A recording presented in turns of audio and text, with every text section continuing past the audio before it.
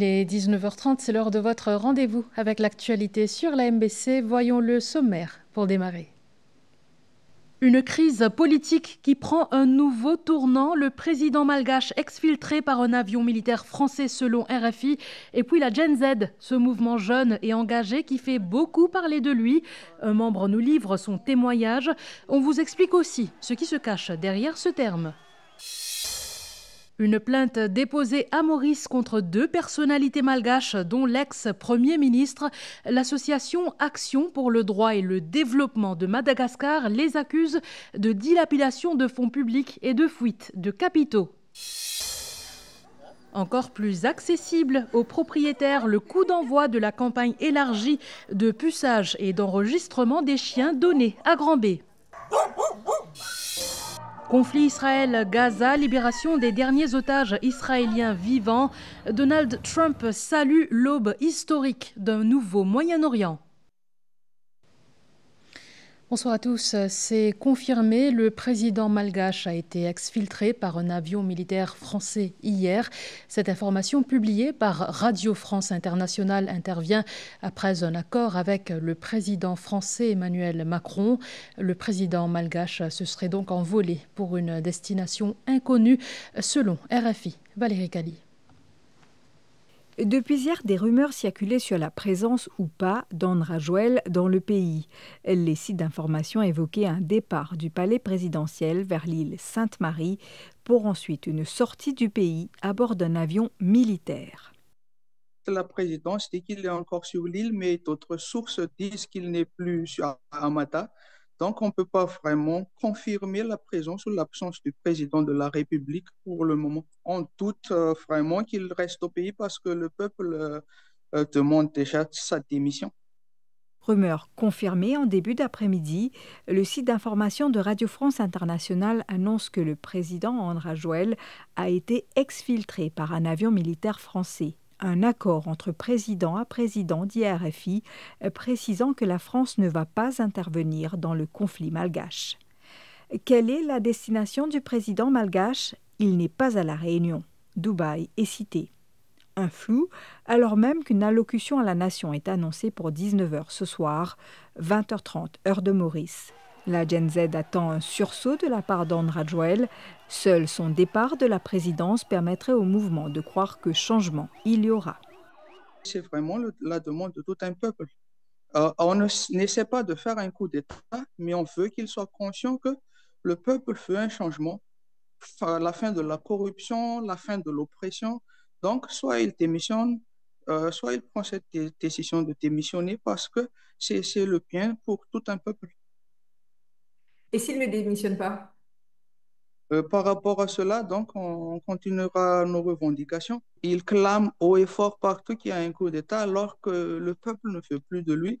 Donc, on ne sait pas ce qu'il va faire, mais le peuple attend une décision claire et saine de sa part pour le bien de Madagascar. En attendant, deux changements sont intervenus ce lundi. Le général Richard Ravalomanana a été révoqué au poste de président du Sénat. Le commandement de la gendarmerie nationale a aussi changé de main. Il est désormais assuré par le général Mamelisson. Le départ du président malgache serait intervenu quelques heures après que 7 ressortissants malgaches, dont l'ancien Premier ministre et un homme d'affaires proche du pouvoir, ont atterri à Maurice dans la soirée de samedi à dimanche. À cet après-midi, ces 7 ressortissants malgaches sont toujours sur le sol mauricien. On retrouve Valérie Cali. Cette conversation entre le pilote du jet privé immatriculé 5RHMR et la tour de contrôle d'Ivat indique que la tour de contrôle de Tana n'avait pas en sa possession le plan de vol du jet privé, le pilote répétant qu'il y avait urgence et que l'aviation civile de Maurice était déjà en possession du document. Un document, apprend-on, délivré vers les 23h pour un atterrissage à 0h44. Un manque de fuel expliquerait l'autorisation d'atterrir au Jet Prime Lounge, quartier réservé aux avions privés à l'aéroport. Les formalités d'usage ont été respectées. Les passagers ont fourni une adresse pour leur séjour. On parle de 2 endroits, une résidence privée à Bellevue-Morel, au nord du pays, et une autre dans l'ouest. Selon nos informations, ils sont sous surveillance policière. Un mouvement de contestation voit le jour à Maurice aussi. Il provient de Daya Koufali, représentant de l'association Action pour le droit et le développement de Madagascar sur le territoire mauricien. L'association aurait rédigé une plainte adressée à 2 institutions mauriciennes, soit le bureau du directeur des poursuites publiques et la Financial Crimes Commission. Cette plainte pour dilapidation de fonds publics ou encore fuite de capitaux vers l'étranger est dirigée contre l'homme d'affaires et l'ancien Premier ministre qui sont arrivés à Maurice dans la nuit de samedi à dimanche. Action pour le droit et le développement de Madagascar évoque d'importants détournements de fonds du système de santé publique malgache au profit de la société polyclinique Ilafi de l'homme d'affaires en question, des fonds transférés par le biais de sociétés écrans et de comptes bancaires dans l'océan Indien. Elle est jeune, connectée et n'a pas peur de se faire entendre. Dans la rue ou en ligne, la génération Z dénonce l'injustice, revendique ses droits et interpelle les gouvernements. Mais pourquoi cette jeunesse se révolte-t-elle aujourd'hui? Élément de réponse avec Nitoucha Djia. Ces derniers mois, un vent de révolte souffle aux 4 coins du globe. Du Népal à Gaza, en passant par Madagascar, une même voix s'élève, celle de la génération Z. Une jeunesse née dans un monde connecté entre 1997 et 2012 qui refuse le silence et réclame du changement, comme ces jeunes venus à Maurice dans l'espoir d'une meilleure vie. Ça fait 6 mois que je suis ici à Maurice. En fait, j'ai fait mes études à Madagascar. Je suis issue de l'École supérieure polytechnique de Madagascar. Les conditions sont vraiment déplorables. Ça ne fait que se dégrader depuis des années maintenant. Et il y a aussi la soif de changer les choses, la soif de bénéficier les mêmes qualités d'études que les enfants des dirigeants, les enfants des élites de Madagascar. Ça fait 1 an et demi que je suis à Maurice. Je suis venue pour étudier parce qu'à Madagascar, l'éducation est médiocre. Et qu'est-ce qui fait que la génération Z aujourd'hui est en train de demander justice, de fonder des mouvements tels qu'il y a eu à Madagascar? C'est par rapport à l'injustice du président, c'est-à-dire il est riche, mais le peuple sont pauvres, c'est-à-dire on a toute la richesse en nous, mais il le prend. À Madagascar, c'est une colère sourde qui gronde. La précarité, le chômage et le manque d'opportunités poussent les jeunes à s'exprimer. N'avez-vous pas remarqué qu'il y a de plus en plus d'étudiants malgaches à Maurice? En fait, c'est parce que l'éducation à Madagascar est médiocre. Pour dire les mots, c'est médiocre. Alors que les enfants du président, eux, ils travaillent en Suisse avec des budgets innombrables. Et du coup, je pense que actuellement, notre demande est bien fondée en tant que Gen Z. Comment on peut imaginer qu'en 2025, on n'a pas d'eau potable, on n'a pas d'électricité? Nous-mêmes, en tant qu'étudiants à Maurice, on n'arrive pas à joindre nos familles à Madagascar car il n'y a pas d'électricité. Cette génération Z est profondément différente. Elle est née à l'ère de l'Internet. Elle a grandi avec les outils numériques dans un monde où l'information circule vite, sans filtre. Cela façonne une jeunesse qui ne se contente plus d'attendre, elle agit, nous dira le sociologue Rajan Suntu. La génération Z qui est là, nous aussi apprendre avec parents, avec d'autres parents qui sont aussi dans une génération différente, je suis aussi dans cette génération X là, un petit peu dans une boomer aussi. Mais je tenais, comment dire ça, une connexion là aussi. Je t'écoute parents, je suis bien cultivé, mais je tenais une façon pour exprimer. Parce que je comprends comment dire que si je tenais une affaire pour faire ça socio-économique inclusion là, et si je ne peux pas gagner, comment je peux engage civic engagement, comment je prends lui?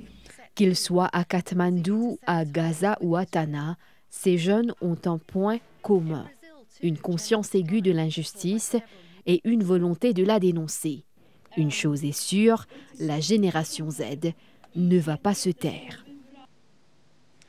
Conflit israélo-palestinien. Ce matin, le Hamas a libéré les 20 derniers otages vivants dans le cadre de l'accord ouvrant la voie à la prochaine étape du plan du président américain.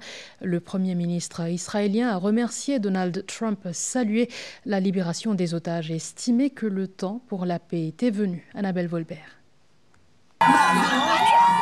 Les 20 derniers otages israéliens qui étaient encore retenus dans la bande de Gaza ont été libérés et sont rentrés en Israël ce matin. Leur libération met fin à plus d'1 an de captivité après l'attaque du Hamas du 7 octobre 2023, au cours de laquelle 251 personnes avaient été enlevées. Un premier groupe de 7 otages avait déjà été libéré plus tôt dans la matinée, provoquant une vive émotion à Tel Aviv sur la place des otages. Les rescapés ont été pris en charge par la Croix-Rouge et l'armée israélienne avant d'être transférés vers plusieurs hôpitaux. Selon Tsahal, 48 personnes restent portées captives à Gaza, tandis qu'Israël détient près de 2000 Palestiniens. Cette libération intervient à la veille du sommet de la paix organisé en Égypte en présence des présidents américains et égyptiens. Le Hamas affirme être prêt à un démantèlement progressif de son arsenal, à condition qu'un véritable processus politique vers la paix soit engagé. Tout à fait autre chose. Les faits divers impliquant des agressions, entre autres, étaient parmi les sujets évoqués lors de la conférence de presse du MSM aujourd'hui. À part lui, le secrétaire général du parti a rappelé le rôle de la police dans le maintien de la sécurité. Autre thème abordé, l'atterrissage d'un jet privé à l'aéroport international Siousagar Ramgoolam, transportant notamment l'ancien Premier ministre malgache. Et en réponse à une question de la presse, Manish Gobin a commenté la réouverture de l'enquête sur la mort de Subramanian Krishnan. Voyez plutôt. Toute offense, tout crime, bizarre, enquêté. Nous pas dans des positions différentes là. Si le Premier ministre trouvait les bizarres Scotland Yard ou autre assistance étrangère, soit nous n'avons aucun problème avec ça. Récemment, nous connaissons un grand expert, professeur français, dans un cas spécifique pour faire une autopsie. Là aussi, nous disons, nous n'avons aucun problème là. Qui l'enquête faire, et dans ce cas-là aussi, qui l'enquête faire avec l'assistance ou non, dépendant de ce que les autorités du jour pour décider l'assistance étrangère ou non. On vous en parlait dans nos éditions précédentes. L'exercice élargi de puçage et d'enregistrement des chiens a démarré ce lundi au poste de police de Grand-B. Une initiative de la MSO pour accélérer la campagne et toucher un plus grand nombre de propriétaires. Anjo Ramgoolam. 26, 27, 28. Le sergent Bachan Longar aboie des numéros qu'on distribue comme à l'hôpital. Pour ce qui est de la discipline, ici, c'est lui le chef de meute. Tout ne passe bien, puis aucun incident, et m'espérer pas pour aucun incident. Vous n'avez pas fait une bizarre galope derrière tout pour le moment, là, M. Bachan? Non, non. Il y a mal officier pour ça. Dans la cour de la station de police de Grand-B en ce lundi, il y a du stress. Ça va? Ça va? Je suis stressée. De l'appréhension. Du sport. Parmi les mamans et papas, certains ont pris un petit cycle ou un local pour emmener leur bébé. Jainish verse des larmes de crocodile. Il a peur qu'on fasse mal à son toutou bozo. Oreo, rappeur sur pattes, a enfilé sa plus belle chaîne sertie de pierre pour l'occasion. Tous attendent, sagement ou pas, de recevoir leur puce, de se faire enregistrer. Les choses vont vite, le travail se fait à la chaîne. Les puces atterrissent dans les coups l'une après l'autre. L'assistant vétérinaire de la Mauritius Society for Animal Welfare, la MSO, prend le taureau par les cornes, ou plutôt les chiens par le collier. Sa technique est au poil. Pour l'instant, tout peut passer bien. Le travail là, c'est difficile. Dans quel sens? Parfois, on a des chiens qui sont un peu agressifs, qui agitent. Là, nous avons un peu de difficulté. Que pense le public de ce joyeux fancy fair canin? Et dans beaucoup de chiens, pendant des temps, 3 temps, ils restent ça dans le soleil. Puis dans un point d'eau, pour les chiens là capables d'alimenter. Sur les réseaux sociaux, certains affirment qu'il est arrivé malheur à leur toutou après le puçage et la stérilisation. n'a aucun chien qui mot, c'est pas un gars malade, c'est pas quoi, mais au c'est une polémique le social media, ban qui est négatif, je pas envie ça arriver, ça peut créer une confusion dans la tête ban propriétaire qui est responsable. Si l'exercice de puçage et d'enregistrement a été élargi et délocalisé dans les stations de police dès ce lundi, il sera étendu à d'autres endroits bientôt afin de susciter davantage d'engouement. J'ai un meeting avec NG aussi qui nous demande de collaboration, nous travaillons ensemble avec eux, qui nous encourage les membres du public pour mettre les lycéens pour enregistrer. Mais avant d'emmener Médor aux princesses se faire pucer, un conseil. Prévoyez l'eau, les gamelles, les casquettes et les parasols, à la fois pour vous et pour eux. Parce qu'entre le soleil, le stress et la file d'attente, à cause d'une puce, vos compagnons à quatre pattes risquent de prendre la mouche. 17 PME mauriciennes s'envoleront pour Shanghai le 10 novembre, un déplacement dans le cadre de l'exposition internationale d'importation de la Chine. Maurice importe massivement de la Chine alors que les exportations stagnent. De ce fait, le gouvernement plaide pour un meilleur accès au marché chinois. Le point avec Kunal Ghazi. Maurice achète surtout des appareils électroniques et des barres en aluminium de la Chine. À titre d'exemple, 200 millions de roupies de climatiseurs l'année dernière. Alors qu'on vend à la Chine majoritairement du poisson, des déchets de cuivre et du sucre. L'import s'élève à 53 milliards de roupies en 2024 et nos exportations avoisinent les 5,5 milliards de roupies. Face à l'énorme déficit commercial, le gouvernement mauricien plaide pour un traitement privilégié en tant que petit État insulaire. Il y a une règle phytosanitaire. Donc, ça va technical barriers là, on pèse nos produits rentrent dans le pays. Moi, espérer qu'ils nous gagnent ce qu'on appelle un special and differential treatment. Étant donné que Maurice a plusieurs vulnérabilités, il est important que tous ces grands pays-là, y compris la Chine, prennent cela en considération. Le tarif zéro n'est pas suffisant. Comme on connaît, il y a une niche market pour exporter des produits agricoles, mais pour ces produits agricoles-là, réussir à pénétrer le marché chinois, je passe par un risk assessment. Donc, nous devons revoir, en collaboration évidemment avec le gouvernement chinois, comment nous avons diminué les non-tariff barriers pour une exportation. Les entreprises trouvent-elles leur place dans ce marché? Il est nécessaire maintenant qu'ils se guettent en dehors de l'île Maurice. Un appel que moi je peux faire, c'est qu'ils, les PME, commencent à regarder la chaîne de valeur, regarder les produits, regarder le packaging, en deux mots, faire ce vin assez attractif pour qui le marché international intéresse avec ce produit. Wang Shifang, l'ambassadrice de Chine à Maurice, souligne l'ambition de la Chine de mieux se positionner face aux pays d'Afrique.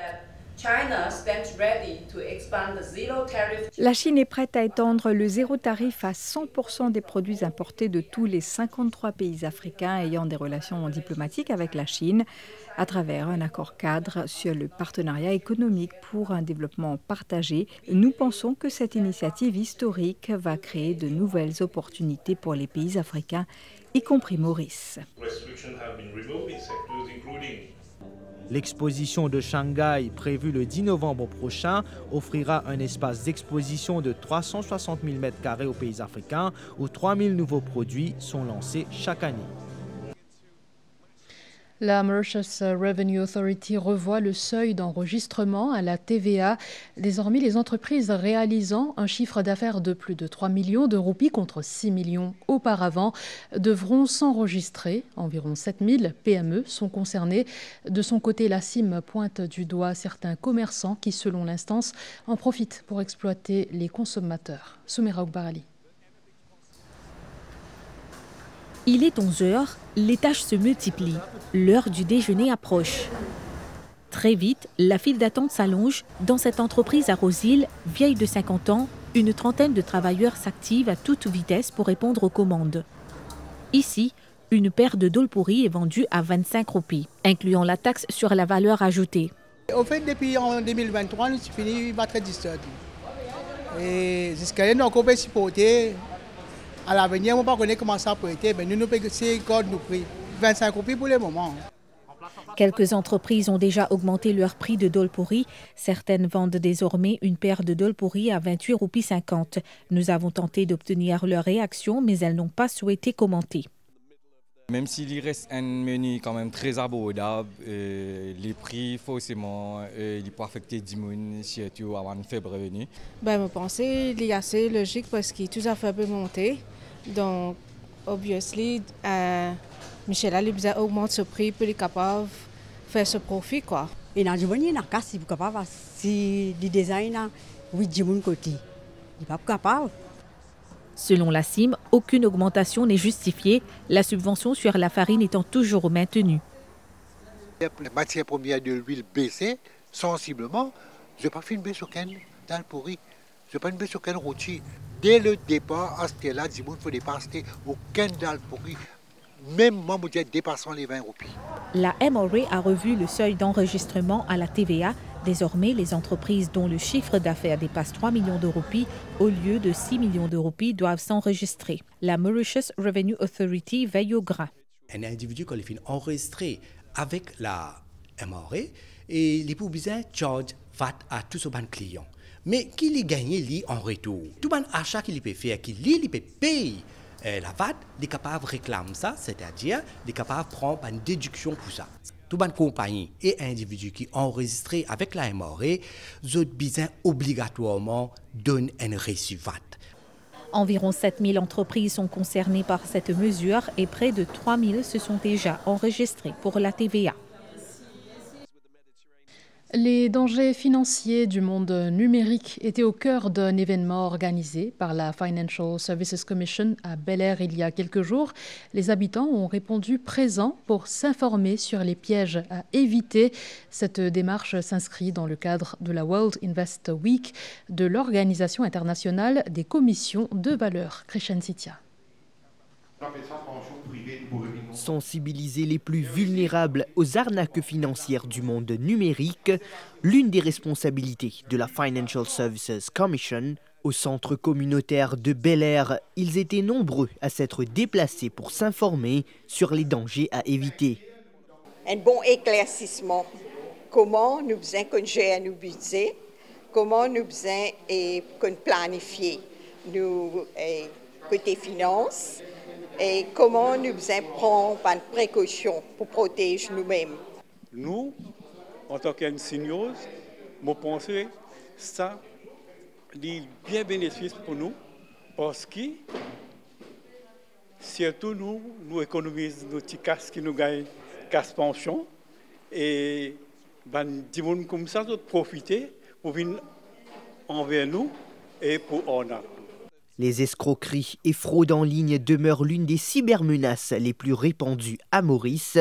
927 cas ont été signalés en 2024. Lors de cette session, l'accent a été mis sur les arnaques aux investissements relationnels qui ciblent particulièrement les personnes âgées. Les arnaqueurs, les scammeuses, comment dire, je enlever les personnes vulnérables, les personnes qui peut-être habitent seules, right, qui sont capables de mettre en confiance et éventuellement manipuler, donc venir vers les autorités, des autorités concernées, donc pour dénoncer ce type d'arnaque-là.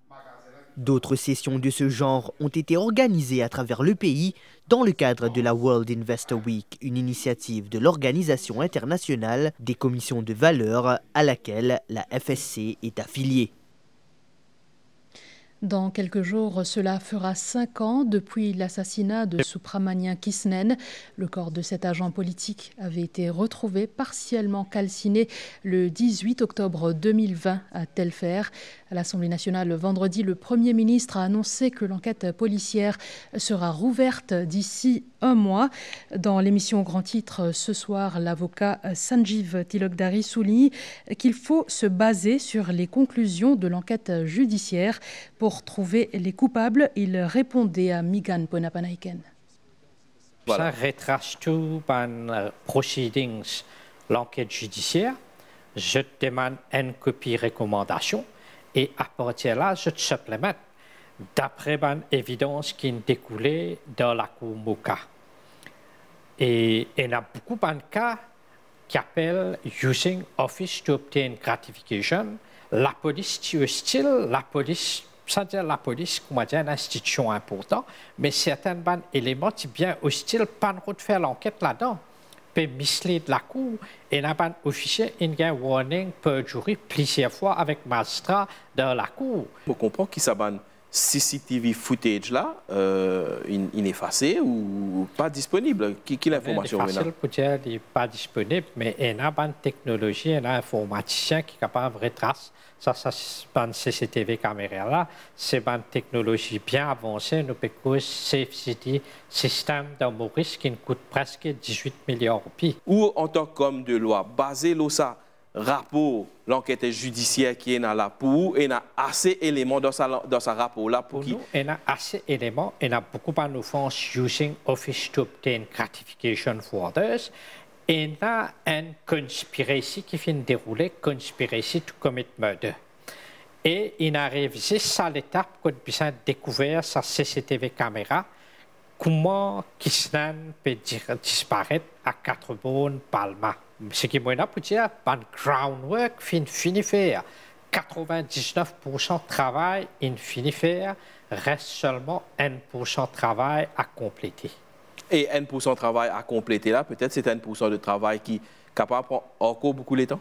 Je ne peux pas penser qu'il prend beaucoup de temps parce qu'il a une technologie, nous avons des Huawei, compagnie chinoise, retrace CCTV pour ce jour-là, l'après-midi, et possiblement télécom pour ça donne un peu éclaircissement qui va un portable je servi. À part ce qui sont dévoilés dans la cour et un judge's order et comme si le crime est résolu. Et pour mieux vous informer sur les contours de cette enquête, la MBC rediffusera l'émission Enquête de réponse sur le décès suspect de Subramanian Kisnen demain à 20h15 sur MBC 1. Dans le reste de l'actualité, à quelques mois du Hajj 2026, les pèlerins mauriciens se sont réunis à Port-Louis hier, cela pour amorcer leur préparation en ce sens. Le Centre culturel islamique invite par ailleurs les personnes dont les numéros figurent entre 1 et 24 000 à s'enregistrer pour le prochain pèlerinage. Abdel Boulaki. Ils sont 1500 Mauriciens à accomplir le Hajj l'année prochaine. Pour mieux préparer leur déplacement vers les lieux saints de l'islam, le Centre culturel islamique a lancé une série de séances d'information à son siège à Port-Louis. Au programme, les conditions de voyage et d'hébergement, ainsi que les consignes à respecter tout au long du pèlerinage.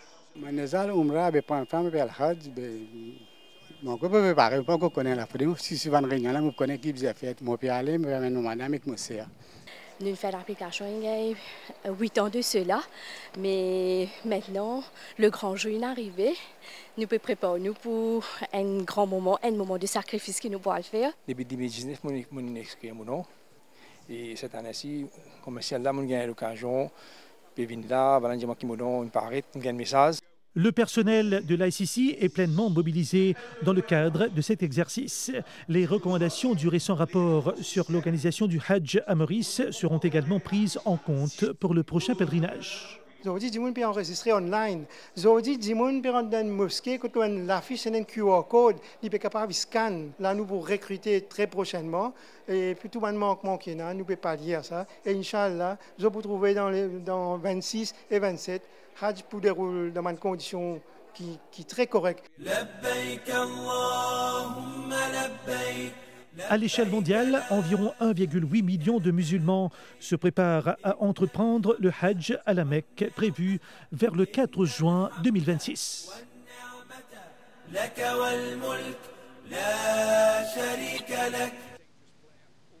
Le prix Nobel d'économie décerné ce lundi à l'américano-israélien Joël Mokyr, au français Philippe Aghion et au canadien Peter Howitt pour leurs travaux sur l'impact des nouvelles technologies sur la croissance économique.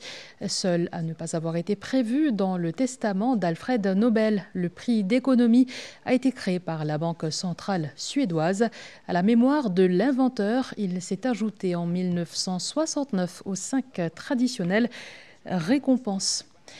Puis l'interview de la matinale à suivre demain à partir de 8h15 sur RME. Anjali Siroton-Fulchand reçoit Stanley Harmon, réalisateur mauricien et directeur du long métrage Rays of Life. Il sera question, par exemple, des défis et ambitions du cinéma mauricien. Quelques mots sur les éliminatoires de la Coupe du Monde 2026 zone Afrique. Pour le compte de la dernière journée du groupe D, Maurice défie la Libye face aux chevaliers de la Méditerranée qui les avaient battus lors du match aller. Le duel sera âpre. Le club M aura à cœur de terminer sur une bonne note. Le match se déroule à Côte d'Or en ce moment. Une rencontre que vous pouvez suivre en direct sur Sport 11. Voilà, c'est ainsi que se referme ce journal. Merci de l'avoir suivi. Bonne soirée sur les chaînes de la MBC.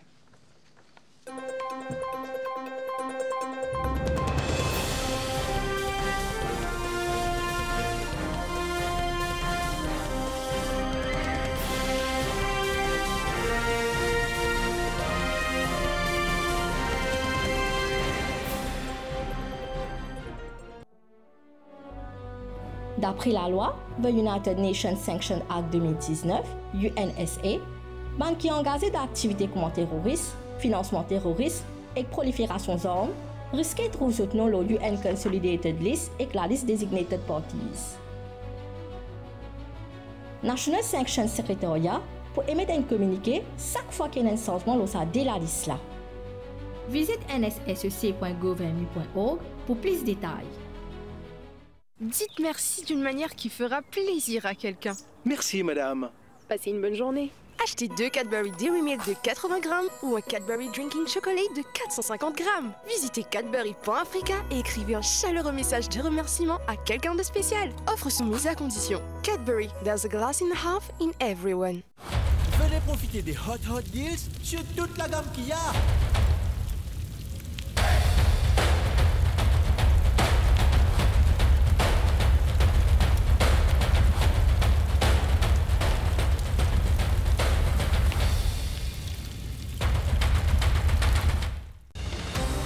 Ou pas encore faire au Return Income Tax, MRE informe ou qu'il reste seulement 2 jours pour faire lire. Date limite, mercredi 15 octobre. Passez ce délai pour une pénalité et l'intérêt. Allez donc le site web MRE, www.mre.mu, rempli au fond de taxe.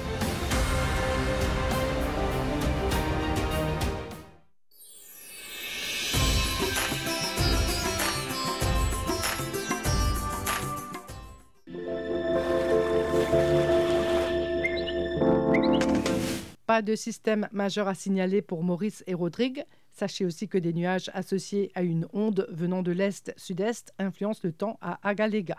Sur la carte synoptique, vous pouvez voir une faible dorsale de haute pression qui s'étend sur notre région et également une onde qui évolue à l'est d'Agalega.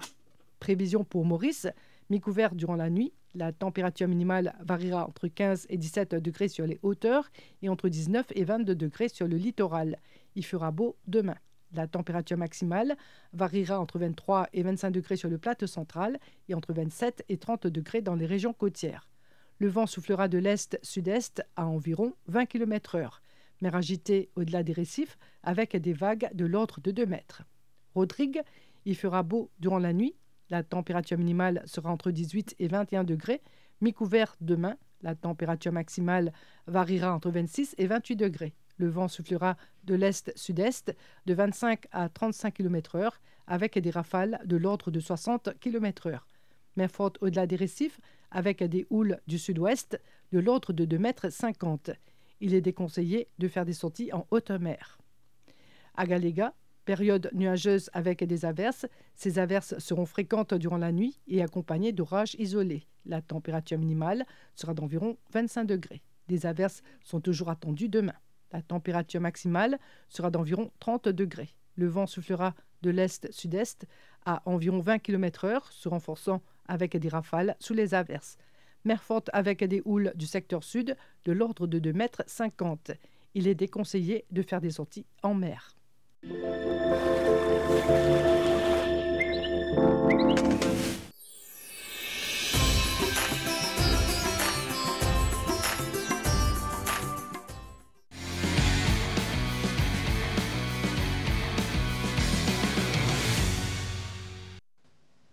Bonsoir à toutes et à tous. Nous démarrons ce journal des sports avec les éliminatoires de la Coupe du Monde 2026 pour la région Afrique. Dernière sortie du Club M dans le groupe D ce soir.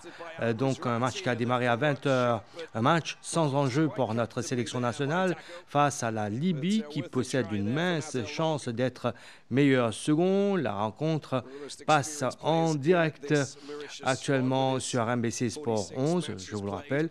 Le coup d'envoi a été donné à 20h pour cette dernière sortie donc du Club M. Pour le moment, après un peu plus de 5 minutes de jeu, le score est de 0-0.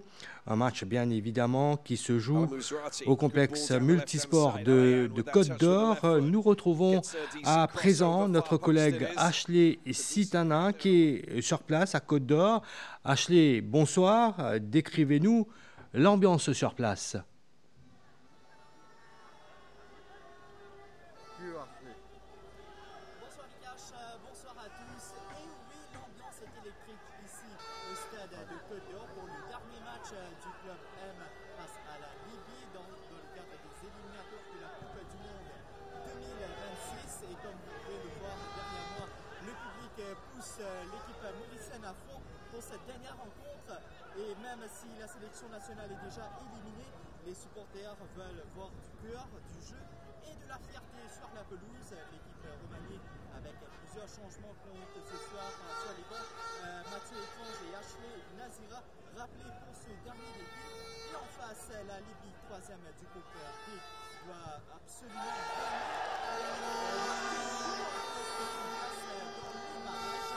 mais ce soir en Côte d'Or, c'est bien Maurice qui joue à domicile, porté par une foule passionnée, bruyante et bien sûr colorée.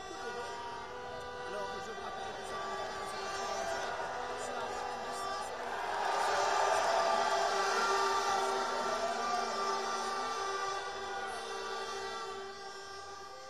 Merci beaucoup à vous, Ashley Sitana. Ce match Maurice-Libye comptant pour la 10e et dernière journée donc des éliminatoires de la Coupe du Monde 2026 pour la région Afrique qui passe en direct sur MBC Sport 11.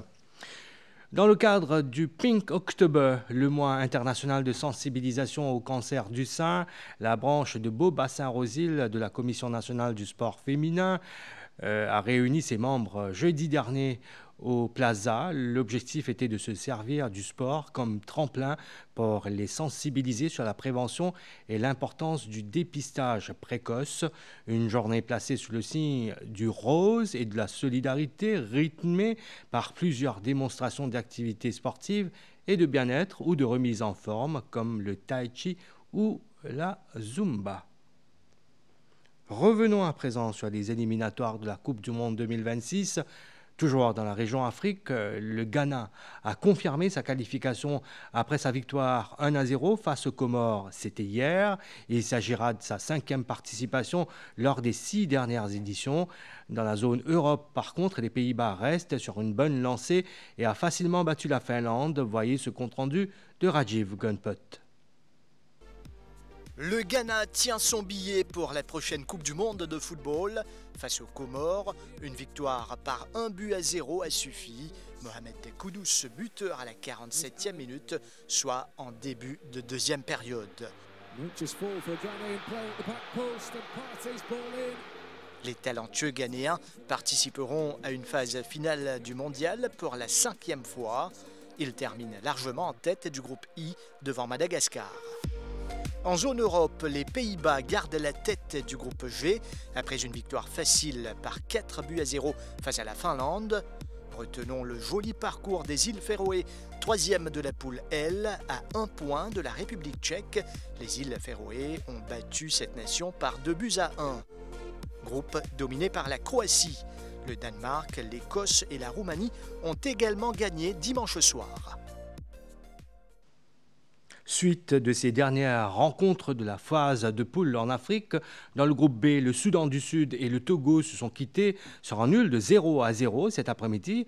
Un match entre deux équipes déjà éliminées.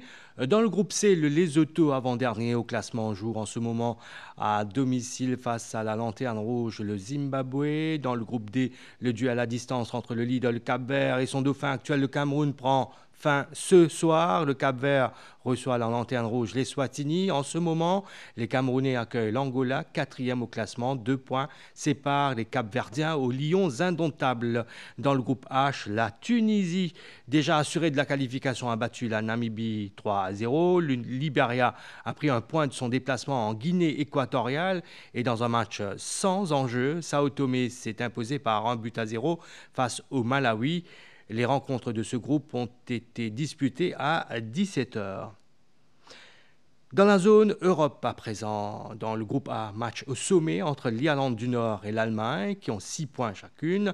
La Slovaquie, qui a aussi 6 unités, accueille le Luxembourg qui n'a pas droit à l'erreur, qui n'a pas de points jusqu'à présent. Dans le groupe B, la Suisse peut se rapprocher d'une qualification directe en cas de victoire en déplacement face à la Slovénie. Les Suisses ont jusqu'ici réalisé 3 victoires en autant de sorties. Dans l'autre match du groupe, la Suède, dernière au classement, accueille le Kosovo qui est 2e avec 4 points. Dans le groupe D, l'équipe de France peut assurer sa qualification dès ce soir en cas de victoire en Islande. Les Français qui ont réussi 3 victoires en 3 sorties doivent s'attendre aussi à ce que dans l'autre match, l'Ukraine laisse filer des points face à l'Azerbaïdjan.